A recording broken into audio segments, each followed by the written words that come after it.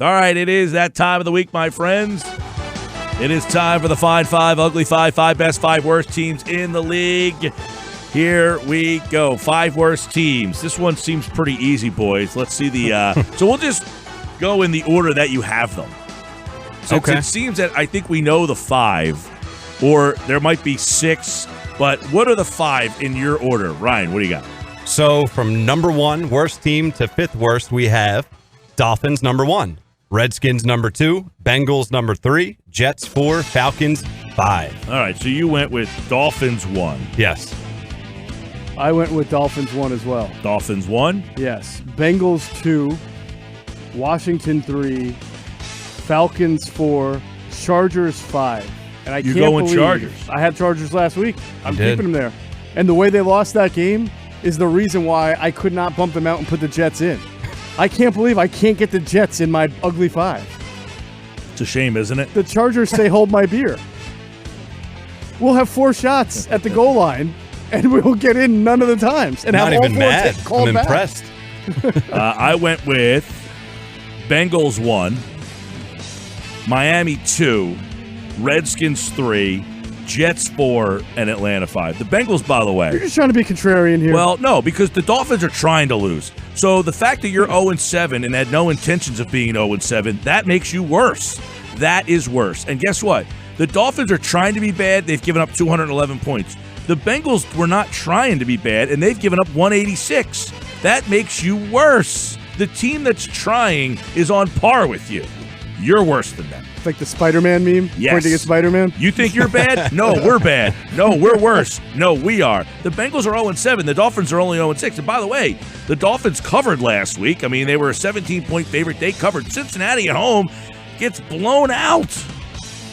You make a fair point. All fair. Fair point, Mikey. Yeah, Redskins 3, Jets 4, and Atlanta number 5. You know, the Falcons, by the way, the only team they've beaten this year is Philly.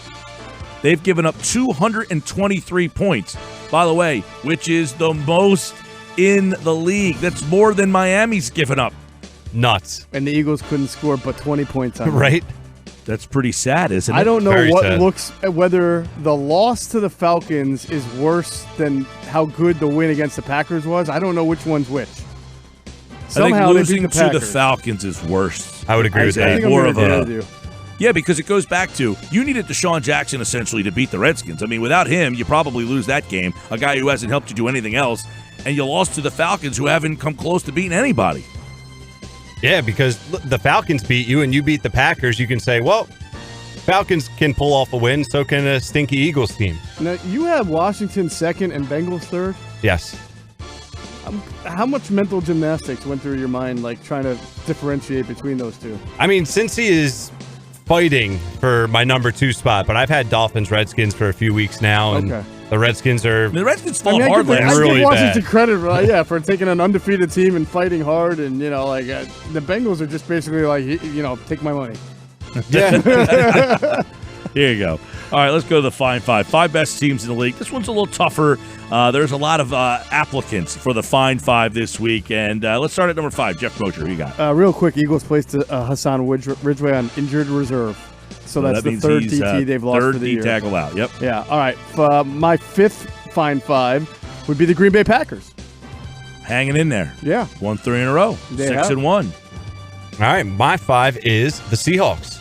Russell Wilson's just balling out, and they make it for me. They're going to make some noise here in the NFC. I expect more wins to come. Yeah, I had them last week. They got smashed at home. Yeah, and they you did. lose at home like that, that dropped you a couple of pegs. They did not look good last week at home. And somebody actually in the Seattle, if you follow their stuff out there, wondering what has happened to the Seattle home field advantage. They're only 2-2 at home. And that's why I can't put you if you're not a good home team, and that's typically what they are, 2-2 right now. That has me a little worried. And by the way, they were at home this year and almost lost to the damn Bengals. That's right. So, and I know Wilson's been awesome, but it goes to show if he doesn't have his best game, what they are without him being Russell Wilson. So that's why they're not in the 5 right now. And I'm going number 5 with Kansas City. Back on track, although we'll see what happens without Mahomes. I still think this team is pretty darn good. They'll get Mahomes back sooner than we think. And I got Kansas City number 5 in the Fine 5. All right, next up, Minnesota. I'm going to go Minnesota right now. 3 in a row. Really good home team. Starting to really click on offense, and their defense is pretty darn good, too. I like Minnesota number 4. Yeah, they have a quarterback now. Crazy. I have the Niners at number 4, guys. And the reason why I have them so low, I'm sure Gill has them 2 or 3, if not number 1. No, I'm sure not number 1, but a couple other teams that I think a little bit more highly of than the Niners. So they come in at number 4 for me. I don't even have the Niners in my 5 for the second straight week. And again, I remind you that Richard Sherman told me I'm not allowed to have the Niners in my 5 True. because I didn't believe in them going into the year. Crazy me. So I'll just keep them out. Number 4 for me is the Seahawks, and it's kind of a leap. I agree with everything Mike Gill said about their home record. They're just losing to the Ravens like that. But I this has always been like kind of a leap of faith thing for me because they went into the year and a lot of people didn't think they were going to be the best team in the NFC. I do think they will continue. They'll shake this one off. They'll get better, and I think that they're going to wind up winning the division. All right, Fine 5, Ugly 5, number 3. Who do you got, Rye? Number 3, I have the Green Bay Packers. They're making some serious noise, similar to the Seahawks. I love Aaron Rodgers. I love Russell Wilson. Those guys are going to be the difference maker for me when it comes down the stretch in the NFL. So Packers come in at number 3 for me. Geoff, Mosher? Number 3, I've got the Saints marching in. I mean, they're 5-0 without Drew Brees, and I guess Brees is back at practice this week. So yeah, he's got to be getting ready. I remember we were talking about can they get to 500 without him, and he was supposed to be out 6 weeks, so that's 5. Maybe Bridgewater plays 1 more? Yeah, maybe 1 more. So, I see no reason. I had him 3 last week to knock him down. Not ready to move him up over our normal 2. I'm going San Francisco number 3, 6-0, 4-0 on the road, which means they've only played 2 home games so far, which that's a pretty big advantage for them coming down the stretch where everybody else in the division has played at least 3 home games. They've only played 2 home games, so they got a lot of home games. They've won all 4 games away. That's a big reason right there. And points against, 64. The only team better is New England, and New England hasn't really played much of a schedule. San Francisco's schedule has been somewhat challenging. I mean, it's been tougher than New England, so I love what they've done. They're number 3 in my Fine 5, San Francisco. All right, number 2, I got the Saints at number 2, and I wrestled between San Francisco and the Saints. But the fact that you go 5-0 without your quarterback, you hope to get him back. I love what their defense has done, although San Francisco's given up 64. They've given up 147. Huge difference there. But you got to give them credit. They've won 5 games without their starting quarterback. Yeah, that's huge. I have the Saints as well coming in at number 2. Sean Payton, guys, you have to think he's the leader in the clubhouse for Coach of the Year at this point. With Bridgewater being undefeated in his stint, replacing Breeze, and now Breeze coming to practice. He's swiping that thing right away from Kyle Shanahan. Oh, yeah, right out of Shanahan's hand. It's going to be an interesting race, though, but you got to think that Peyton is the leader to get it, and Breeze is returning. They face the Cardinals this week. Saints number 2. Yep, I got the Chiefs number 3. They snap back from they could have completely, they were lose 2 straight losses. Then they lost Mahomes and Matt Moore of all people. I didn't even realize he's still in the league. Came in. Was he in the league last year? No, he was not. I was going to say, I remember him in Miami and then kind of just faded away. Yeah. So he comes in and scores. I always liked Matt Moore. Yeah. He actually has a 500 record as a quarterback over 13 years in the league. I like him. In fact, I remember, I don't remember what year it was, but it was a Chip Kelly year when they were looking for maybe a backup or something. And I was like, Matt Moore would be a nice fit because he was athletic, a guy that can kind of run the RPO, right? Something like that. Yep, definitely. And I think that they're going to win this weekend. We talked about that in the All In podcast. So everybody should be listening to the All In podcast when it gets out because the Chiefs are going to stay high. You have them at number 2, huh? I have Chiefs number 2. Yeah, nice. I've never moved them out of the top 2 all year. All right, and number 1, Patriots across the board, I would imagine. Yep. Yes, sir.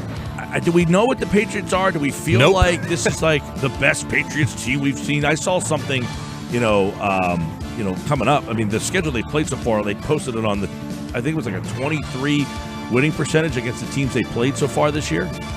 So they haven't played anyone. Right, they have not been challenged. The best team they've played this year is Buffalo. And quite frankly, I don't know that they really have. They had that game, I think, with the Chiefs, but that's later on. They've got Cleveland this week. You'll hear that game in its entirety on 97.3 ESPN. Then at the Ravens, at the Eagles. They play the Cowboys. They're at the Texans. And then the Chiefs. There's a little meat on the bone there. Yeah. Finally. We'll see. We'll find out. I think, though, if you believe in momentum and just a team coming together, at this point, I'm not sure it matters if the opponent gets a little better. I think that defense is so locked in right now, and they're so comfortable in their roles, and that it came against bad teams doesn't True, but I matter mean, as much. they played against 1, 2, 3, teams. 4, 5, 6, 7 offensively challenged teams. I mean, they've got to have played the 7 worst offensive. They've played the Jets twice, the Steelers when Big Ben though on opening night. Yes, I mean, they're they giving gave up up 3 points in that game too. Yeah. That was pretty unbelievable, that opening night. Right. They played the Dolphins. They played the Bills. They played the Redskins. They played the Giants. Yeah, and Giving the Giants up had under scored 7 a game. points in 2 weeks going into that game. They had scored 35 against Tampa, and then they scored a bunch of points the following week before they played that game. Yeah. So.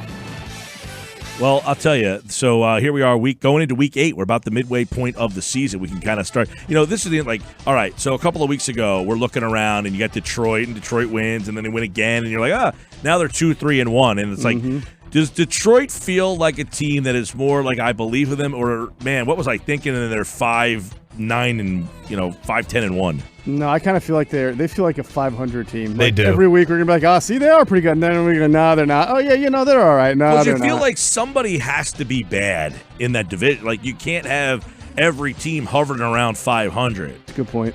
Like somebody's got to be the one at the bottom. That Something's got to give, yeah. Right, like just math. Like the Redskins are 1-6, the Giants are 2-5. Like I can see the Giants ended up basically like we were like, I think the Giants are, and the next thing you know, you look and they're 4-12. Yeah, it could be the Bears. Maybe. Ooh.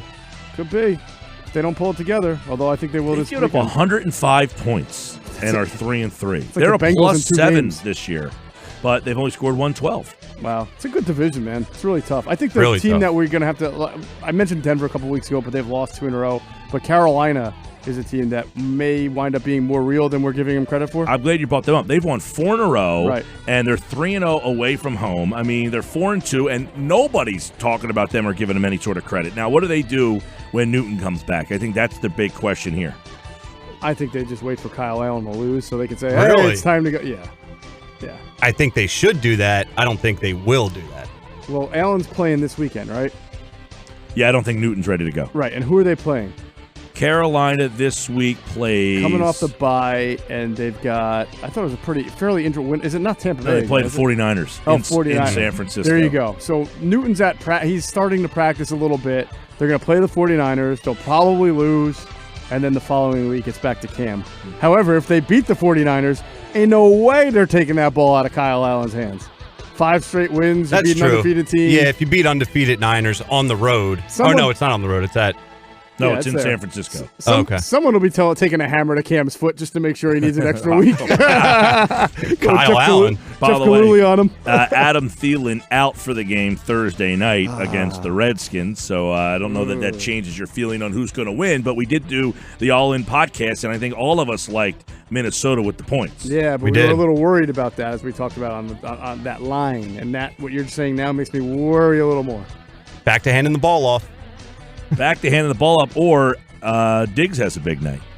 They still have Treadwell out there. He was a first-round pick who didn't do anything. Yeah, well, they released him and then brought him back. But, I mean, you remember that draft class. He was, clearly the best receiver in that class, and he hasn't done anything. If you think Nelson Aguilar has bad hands, you should watch. I had to watch tape, 5 hours of tape on Laquan Treadwell for the Scouting Academy, and it was not pretty. And the worst part is, when you watch tape, he really can get open. He has excellent moves and footwork. Once you put that ball in his hand near him, though, he's got cement hands. It's unbelievable. How does How do you get that far? He does put cement everything at hands? Oklahoma State. how does that happen where he catches everything in college? You're watching him and he can't catch anything. I mean, how do you not notice this? Right. By the way, Ole Miss, right? That's right. I think I said Oklahoma Treadwell, State. Ole Miss. Yeah, it's Ole Miss. I don't know. I actually Mental. I actually started to feel I'm watching the tape, and then there's a play, and you keep it, and there's a ball thrown to him, and I felt myself hoping he would catch it, Rooting while for watching. him. Yes, Yeah. and then feeling really bad when he would drop one because he works so hard to get open. He's not the fastest guy in the world. He has very good route running, footwork moves, attacking leverages, but as soon as he turns around to catch the ball, it's like he's never seen one before, or he's allergic to it. Now, here's some news. Today, Drew Brees was asked if he's playing this week. He said, quote, "That's the plan." Wow. So he said he still needs to make sure he feels like himself all week long. He said if he tells Sean Payton he's ready, he thinks Payton will believe him. He threw today, and he said he felt pretty good. I mean, is this a spot? I mean, they've won 5 in a row. I mean, you're talking about Kyle Allen. I know it's a huge different situation. You got Drew Brees, but you got a guy who's won 5 in a row. You got a guy who's kind of coming back a little earlier than expected from this injury. Is it as simple as, hey, I'm ready to play, I play? I think it is with Brees. Yeah, it probably you got a Super Bowl champion, Hall of Famer. You plug him right back in and keep moving. Who do they play again? The Saints this week are playing. Let's go to the scorecards here and get it for you there, Geoff Mosher. The Saints are playing. No, the Cardinals. No. Yeah. Although, does this really matter? But that's the thing. You got Bridgewater. You got the Cardinals, who've won 3 in a row. Right. The Falcons at Tampa Bay, Carolina at the Falcons, 49ers. I mean, they have a stretch of games coming up where you can still kind of make sure that Breeze is healthy and ready to go. Yeah, but if he's ready, I trust that he's ready. I don't think he's rushing back to the point where he's like 80% or less. All right, Sports Bash Live, 97.3 ESPN.